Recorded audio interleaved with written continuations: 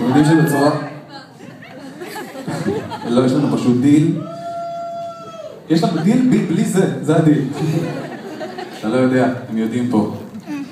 אז זהו. לא, האמת שאני אסביר. הזאפה החדשה והנהדרת, קודם כל המון כפיים לזאפה החדשה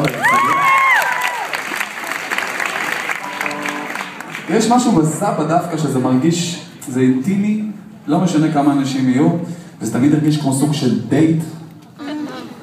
ואתם שומעים בלייב שאני גרוע בדייטים, וככה זה גם נראה, יושב ומסתכלת עליי.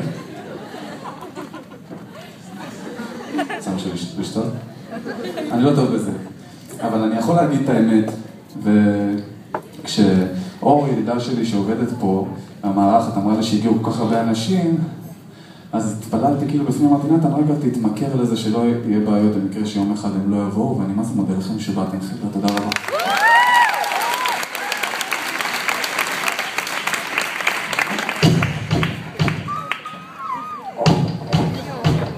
זה פה.